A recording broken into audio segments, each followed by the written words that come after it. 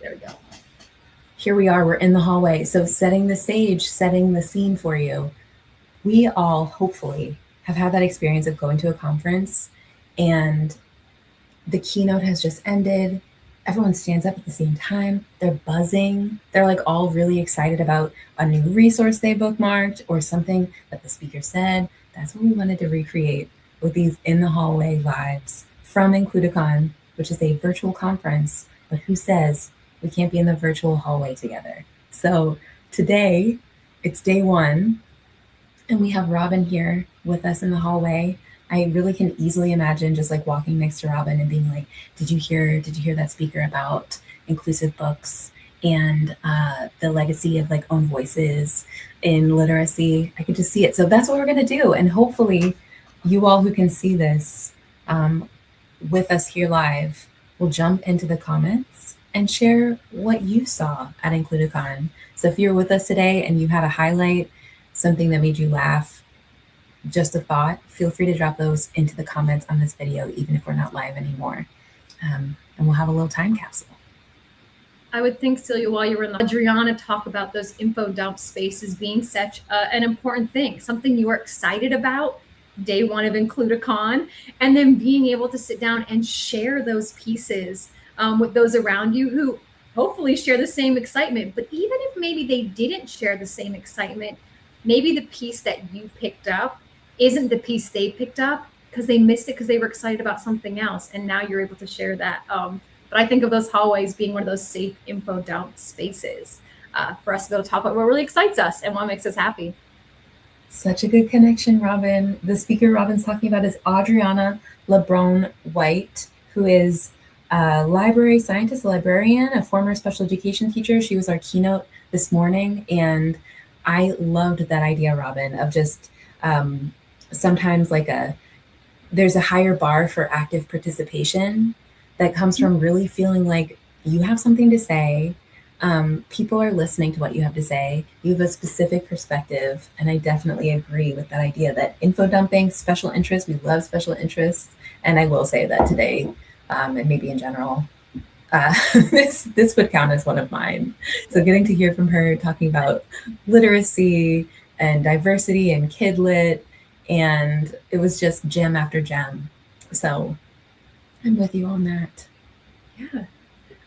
I love too when she was talking about literacy, really tying in, talking about pulling or finding books that students can relate to. I was always a reader in school. I still love to read, but I never really wanted to read like sci-fi fantasy novels, or I never really wanted to read like, I don't know, things that weren't real, things I couldn't relate back to.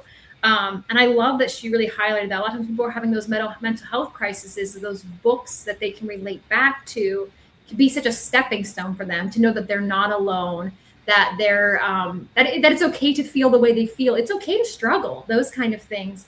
And hearing her perspective from somebody who has that experience in that field and saying, hey, the research is out there, my lived experience is out there saying that these are ways that we can help students who are struggling.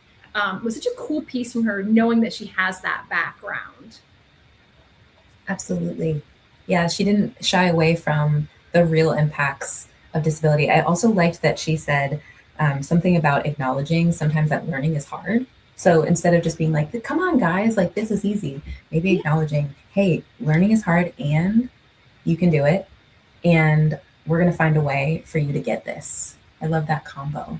When she talked, she was so easy to listen to, but so easy to listen to because she was so understanding of everything she had to say. It wasn't, I'm just here to info dump on you. It is here. I'm here because I truly believe in this. I truly feel this. And you could feel that when she was talking, but the amount of understanding she had as she was giving different resources or talking about students in connection and talking about, really anything she talked about, even when she was talking about inclusion in general, the level of, I guess, understanding in her voice, the level of understanding of really talking through things. I know in the very beginning, and I know this is something that us at the ARC of Pennsylvania really promote all the time, was one of the first things she said to me was that inclusion is just not being in the space. Now I know that we always say that here. I believe our typical line is that it's not just being invited to the party, it's being invited to dance too. And that's so true. And I feel like the whole time she was talking, you just felt that understanding. There was a part where she highlighted, "I'm not your inspiration," and that is something that I Still feel like, young.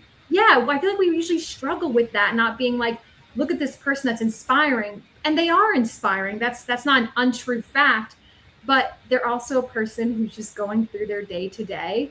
And her talking about, inclusion is kind of not pointing out that they're aspiring. It's letting them get through their day to day. You can give them a pat on the back. You should also be giving your other friends a pat on the back too. She was just phenomenal with how she talked and her knowledge and just all the background and how open, understanding, empathetic that she was as she spoke. Truly, I would listen to her present another 100 times. Yeah, Robin's a fan. I'm a fan. We have some fans in the comments here. I see that Nick was saying Adriana's perspective on own voice, inclusion, and kidlit was an interesting wrinkle as well. I agree. That's like a label that has come into popularity and then fallen out. Just thinking about intersectionality, I thought that was so thoughtful and interesting to hear from a librarian. And then I see a couple of other, let's see.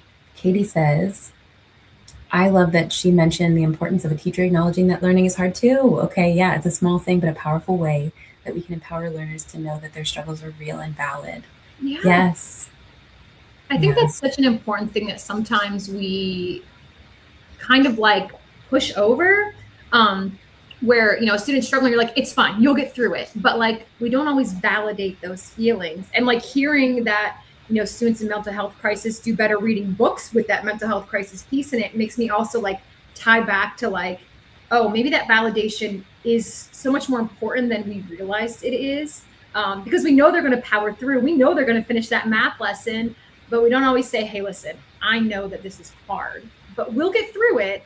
Let's focus on step one. And also just saying to students that I feel bad today too. That's just how we feel. I'm tired too. And that stinks.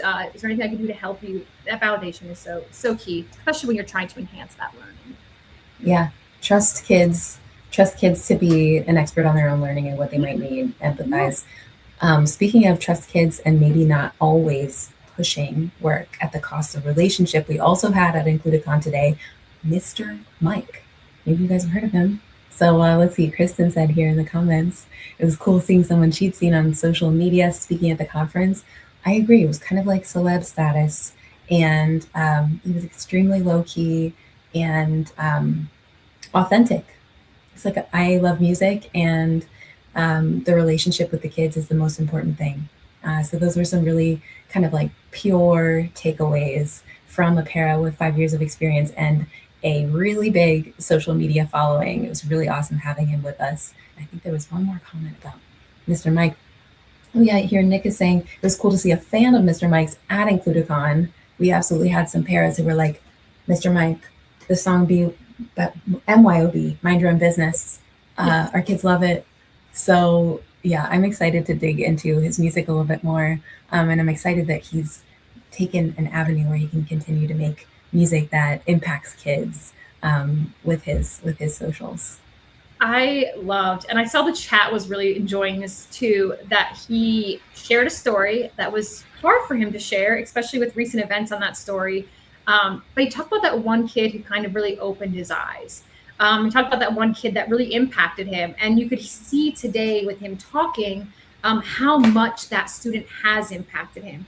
But also, I feel like you could see on the flip side of that, how much that student inspired him, how much he learned from that student. And I think when you work in schools, I was never a para, but I did some one-on-one stuff in my past employment.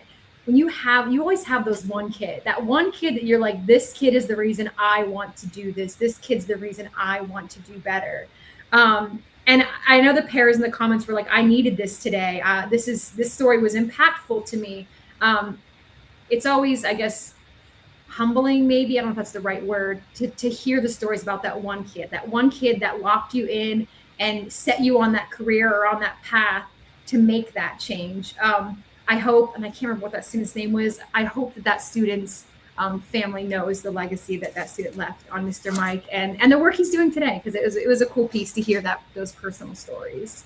Robin's coming to the hallway with heart. Yes. Yes. And just like Adriana was saying about, I think she said, I could listen to students talk about something they're enthusiastic about forever, like no matter what it is, just that enthusiasm of a person who's passionate talking. I felt that way when Mr. Mike was talking about those students who like really were like, what helped him get it. So yeah, what a kind of enlivening day of getting to hear people who care about what they do talk about what they care about. I think another cool part of Mr. Mike's presentation was the very first thing he went over on his list of 3 Ps. The first one was personal health. And I know from working with paras on a regular basis that they often aren't always taking care of themselves. I mean, he talked about, as Celia and I were joking earlier, the bad chips. We're eating the bad chips as we're going into classrooms. And we are. We're eating on the go. We're moving on the fly. It doesn't matter that we didn't get enough sleep last night. We still have a job to do. But one of the lines he said was, take care of you first. And I just feel like with paras, educators, actually anybody who works with children, I'm not even going to try to slim it down to just paras, anybody who works with children, it is so essential to take care of you first. And I feel like he really drove that home. Some of the pieces I think of, maybe not using his exact wording, but around the same message, is that if I'm in a bad mood, my students can feel that. If I'm really happy, my students can feel that. If I'm tired, my students can feel that. And they're going to feed off my energy. But also every day I'm in the classroom, I am a role model for my students. So if I'm coming in there grumbly and just being like, I don't want to do this today, my students are taking that on as a way that it's okay to be. They're taking on my actions and they're slowly absorbing them. And then, eventually they might be the one grumbling and coming in and say they don't want to do it. And what do we say to them at that point? Do we lift them up, or do we just say we understand? Because what did they do when we were acting that way? They modeled off us. I really like to take care of you first, because I truly believe we're our students' role model every day in how we dress, how we act, how we talk, how we take care of ourselves. Good point. Maybe we'll close out with one other thought from Mr. Mike, which was about his songs. So we talked a little bit about his music, and he said that it's got to be structured. It's got to be like a familiar kind of structure. It's got to be fun. And the students who are listening to this music have to be able to feel that they're making progress, like they've progressed through the song. And that is also so true for a student's experience in the classroom. We got to make it fun. We got to make it structured. They have to be able to see their progress. And in the line of self-care also, my stomach just growled. I'm looking forward to, wow, it's still growling, day 2 of Includi-Con. I love that we have this little half day conference that still kind of feels like packed with encouraging stuff. Robin, are you going to go have lunch as well? I ate an Uncrustable while Mr. Mike was talking. I realized I had to take care of myself, but I was starting to feel a little bit hangry, and I didn't want to go on hungry. So I have an Uncrustable in me and some apple cider because it is fall in my brain. So I actually feel like I did take care of myself during Includi-Con, which is one of the nice features of it being in that webinar mode. You can't have a snack and nobody is watching you chew on camera, which I think is a plus for Includi-Con. Excellent point. Okay, well, Robin, I'm looking forward to tomorrow. I'm going to go get me a snack that's not bad chips. And we'll be back in the hallway tomorrow. I love that we had some coworkers here jumping in with their comments. Feel free, if you guys are on with us at Includi-Con, come join us for this little casual chat afterwards. 12:15 tomorrow. We'll see you same time, same place. Thank you so much, Robin. Yeah, thanks for having me.